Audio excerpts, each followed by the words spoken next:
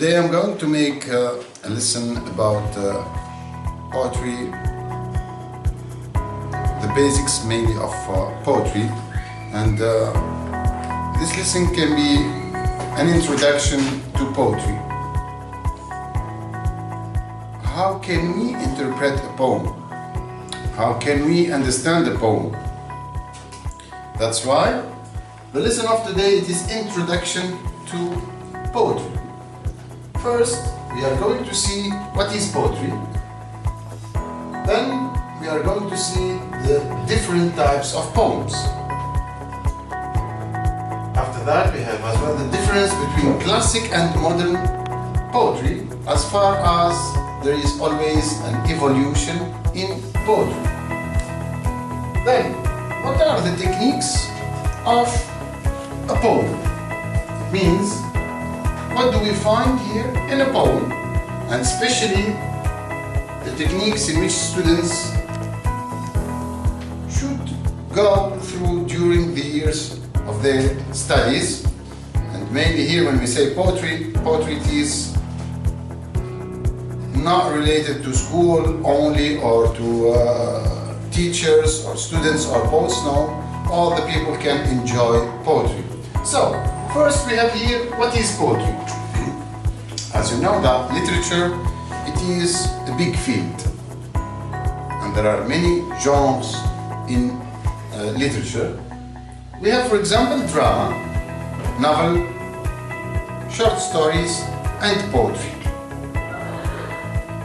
The difference here is in writing in verse. Unlike the other genres, we write them in prose. Okay? So here, what is poetry? William Wordsworth defines poetry as William Wordsworth defines poetry as the overflowing of powerful feelings. So, according here to Wordsworth, poetry, it is the overflowing of powerful feelings. How can we interpret this? We can interpret this as poetry, it is the mirror of the poet. Okay? It means that it is the overflowing of his inner part. Maybe he's going to put his emotions, or maybe he's going to write about his mainly thoughts and so on. So, that's why in poetry we find different here types. There is poetry of love, there is poetry of war, there is poetry of praise, there is poetry of different here landscapes, and it is related to nature and so on. And the best example is with the Romantic poets. One of them is William Wordsworth, who is one of the famous poets at the Victorian age, as you know. So here, poetry is different from one poem to another, and each poem has its own theme. So what is the theme of this poem?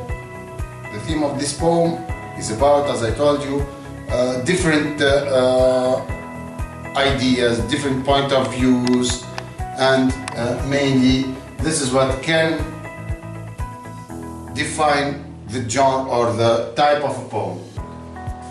In poetry, if you want to understand poetry, poetry is classic or modern. Okay? Classic poetry, it is completely different, especially when we talk about techniques. Different from modern poetry. How? In classic poetry, we find stanzas. In classic poetry, we find rhymes, we find rhythm, we find the only one topic. Okay?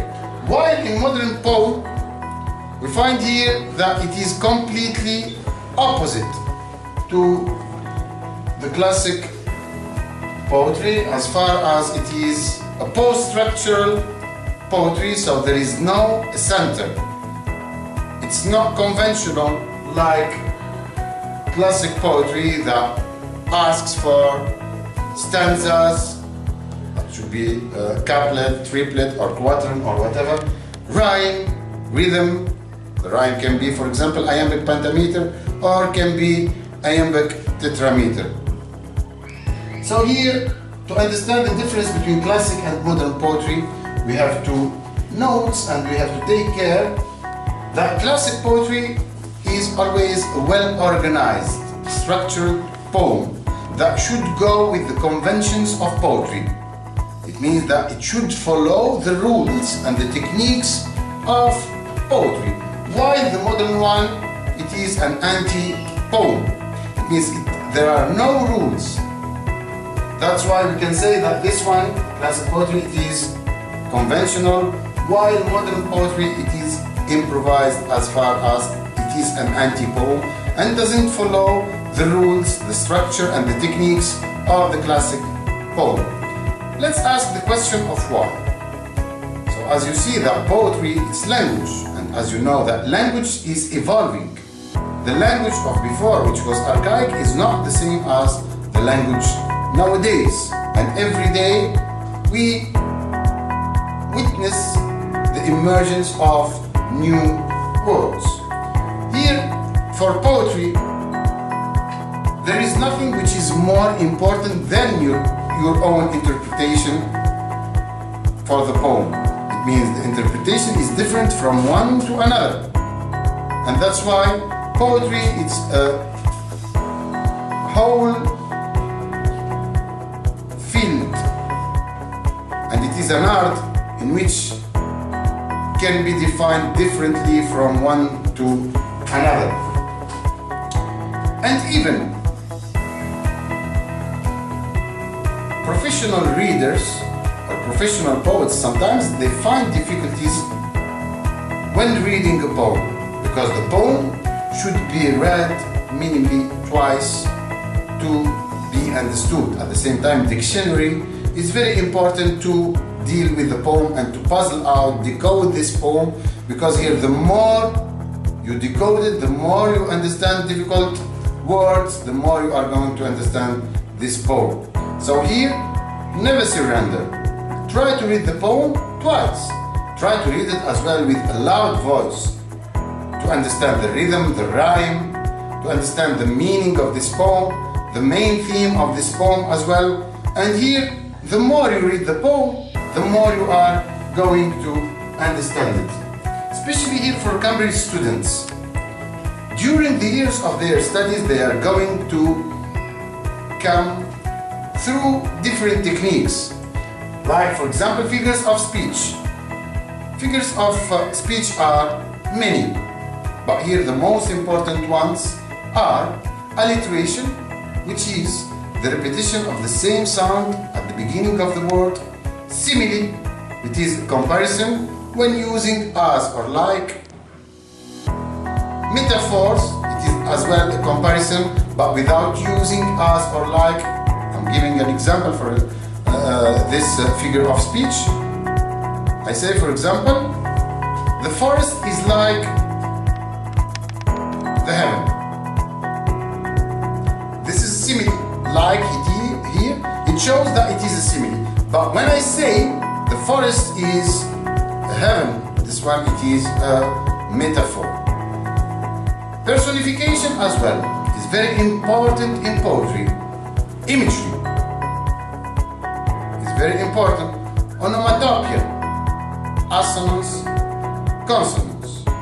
These mainly are the figures of speech and the most important figures of speech in which, as I told you, students of Cambridge system of education go through it during the years of their studies. So here, as you see, stanza. stanza it is like a paragraph, but here stanza in poetry it is verse, while in novel it is prose. Okay, in novel we say paragraph, in poetry we say stanza. And the stanza it is, as I told you, it can be a couplet, triplet, quatrain, and so on. Okay, you have the rhyme. The rhyme here, it is the rhyme scheme at the end of every verse or line. And here we can mention with the pronunciation of the last three or two letters at the end. And mainly here, the rhyme scheme is defined in classic poetry. You can find A, A, B, B, or A, B, A, B, C, C. While it's not defined in modern poetry, because as I told you that in modern poetry, there are no stanzas. There is no rhyme. There is no rhythm as well. Okay?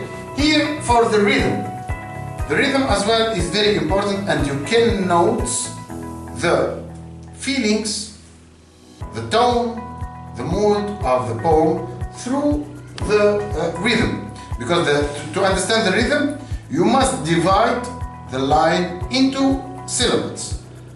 Okay? Sometimes the rhythm can be iambic pentameter, sometimes it can be iambic tetrameter. Those are the most rhymes used in poetry.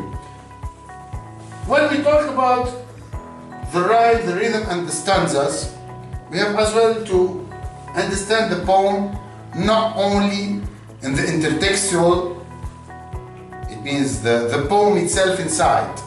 We can understand the poem through the context. For example, we have to take an idea about the life of the poet. Some poems are related to the life of some poets. So here, as I told you, the most important thing, and I repeat, that there is no something which is more important than your interpretation of this poem. And here your essay should be well organized in what way? So you can define the poem, you can puzzle it out by understanding each stanza separately or verse by verse. Okay? So the poem here can be seen into two different parts. The first one, it is the techniques of the poem, what the poet used, the techniques in which he used in order to make this poem. For example, here we can find metaphors, similes, alliteration to make musicality, the repetition of some sounds like the S, what we call hissing, the nursery verse. It is used mainly by Wordsworth. This is an example of the daffodils in which he repeated, by E.E. Cummings as well. We can find as well metaphor, not only in a line. The metaphor can be here, this is what we call conceit, and it is used in all the poem, and it is a continuous metaphor. Okay, so these are some, let's say, tricks or some advices or some tips in order to give you the opportunity to understand poetry, and see you in another lesson. I was with grade 10. Okay, IGCSE, first year preparation, Ishan, Lakshan, Brian, Subhash, and Angelica, Angelica. Okay, so see you next time, bye.